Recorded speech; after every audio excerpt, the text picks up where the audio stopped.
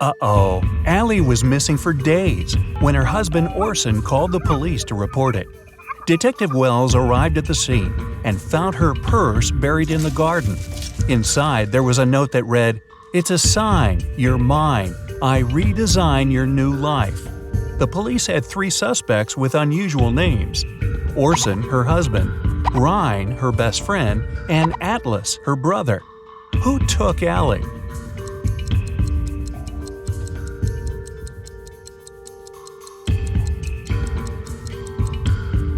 It was Ryan. Almost all the words in the note rhyme with his name. While driving in a storm, John saw 3 people standing in the rain at the bus stop, but he only had 1 seat available in his car. Who gets the ride? His childhood friend, an old lady that looks like she's freezing, or his wife?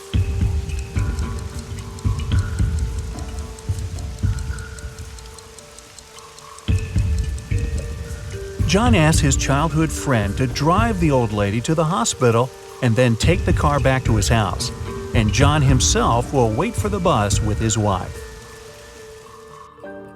Mark is locked in a 30-foot-tall cell with an earthen floor and a window near the ceiling. There's nothing else in his room but a shovel and a bed. The entrance is blocked with concrete. How can he get out?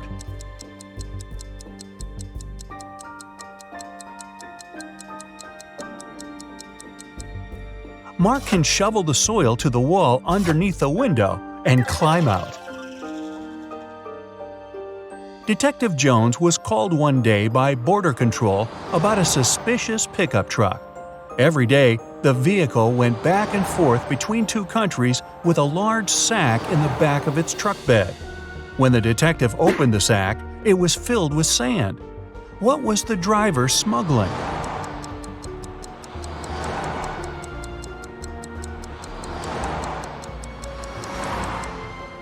Trucks. A geography teacher vanished on the first day of school.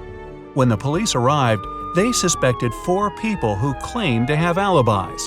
The landscaper was mowing the front lawn. The English teacher was giving students a surprise test.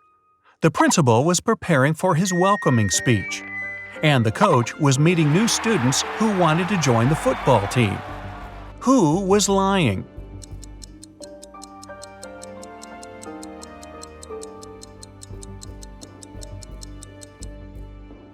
The English teacher, of course! Students don't get surprise tests on the first day. Well, maybe not at this school. A crazy scientist took 10 people into his lab to check their intelligence. He gave everyone 2 pills and a glass of water. He told them, "1 pill is a placebo and the other is poison. Whichever you take, I'll take." But somehow everyone ended up unconscious after the trial except for the scientist. How did he do it?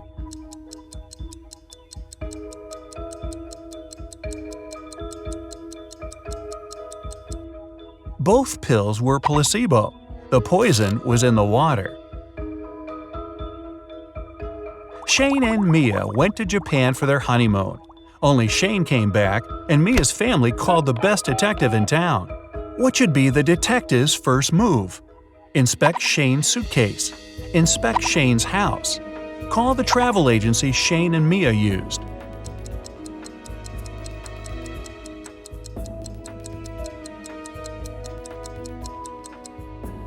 Call the agency to see how many return tickets Shane had booked. He's a suspect, and he shouldn't know the police are investigating him to avoid losing the evidence. Someone knocked on Amy's hotel room door. When she opened it, she saw a mysterious man. He apologized and said he'd mistaken Amy's room for his. When he left, Amy called the police. Why?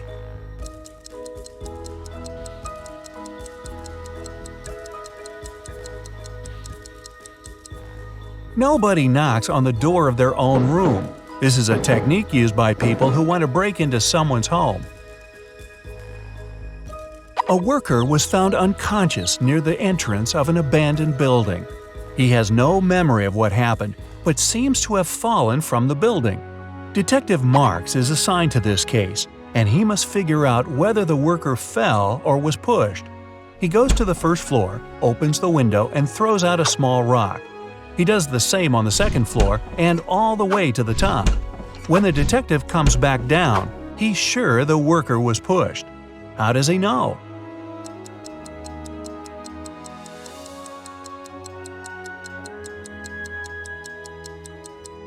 He had to open windows on all floors to throw out rocks.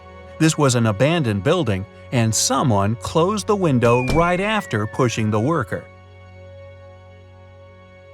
James ordered a coffee from his local bakery, put in some sugar, but then noticed a fly in his cup.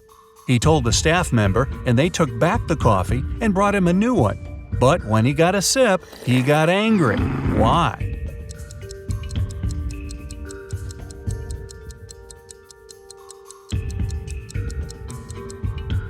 His new coffee was already sweetened. The staff member only removed the fly. Tom was walking in a snowy park at 10 p.m. when he got attacked from behind. He didn't see who knocked him out, and he immediately went to the police. The detectives questioned 4 suspects. Adam said he was at a suit fitting for his dinner later. Daniel said he was hosting a party at his place. Susan said she was working out before going to work. And Luke said he went to the park to get some cool photos of flying birds. One of them is lying. Who?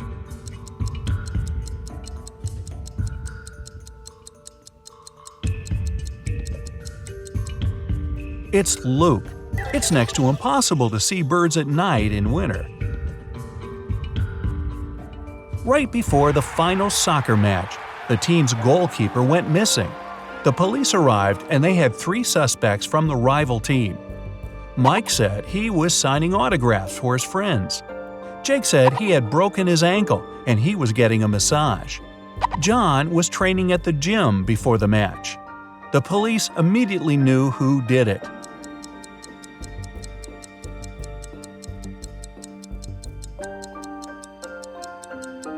It was Jake. You don't get a massage when you break your ankle. A doctor walked into an unconscious patient's ward. There, he saw a nurse buttoning up her shirt.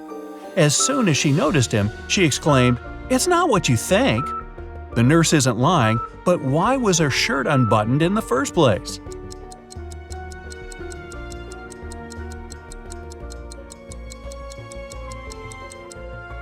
She got locked out of the changing room and knew that the patient was unconscious, so she went to his ward to change into her uniform.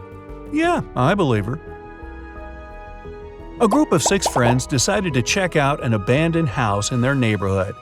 When they arrived, Mark, one of the group, warned his friends not to go in. But all of them ignored him and walked in anyway. Mark stayed outside, but his friends never came out. What did he see that stopped him from going into the house?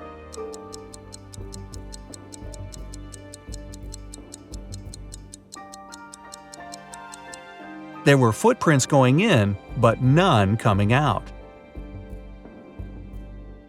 Detective Stevenson is taken by some of his mean supervisors who want to test his intelligence.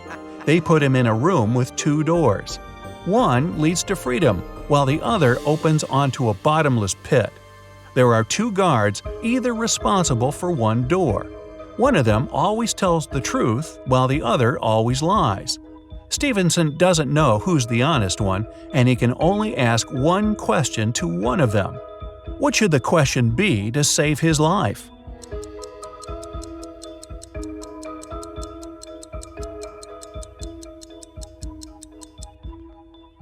If I ask the security guard next to you which door leads to freedom, what will he say? The honest guard will say that the liar will point to the dangerous door. The liar will point to that one too. No matter who Stevenson asks, he should pick the door neither of them will point at. Melissa is walking down a dark alley when she notices a dark figure following her. She walks into a restaurant and sits at a table. The mysterious figure does the same. Then she yawns and immediately knows she's got a stalker. How?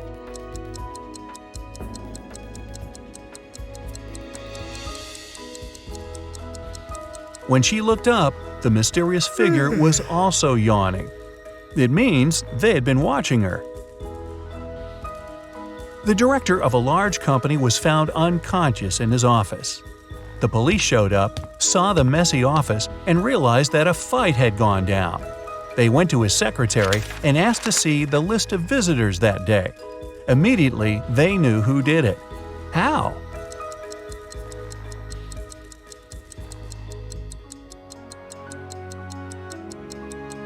The last visitor was the culprit.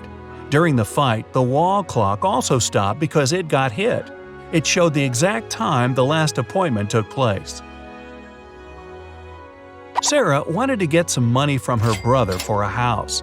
She couldn't tell him the truth and asked him for an expensive gift. After a week, her brother gave her a glamorous tiara. Then she went to her second brother, asked for money, but he gave her jewelry. Still, she's got both money and jewelry. How is it possible?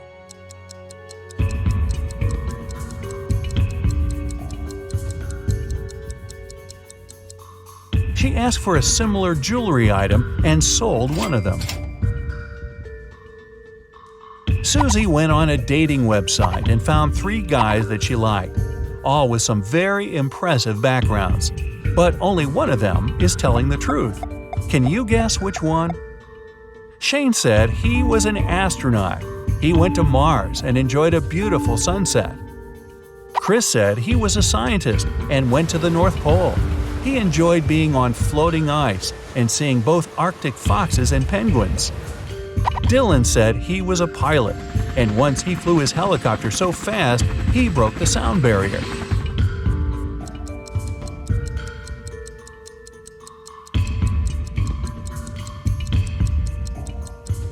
Shane is telling the truth. The sunset on Mars is blue. There are no penguins in the North Pole, and helicopters can't travel faster than the speed of sound. Oh, and yes, we'll also ignore the fact that no one's been to Mars yet. Susie also thinks Shane has beautiful eyes, so who are we to disrupt this love connection?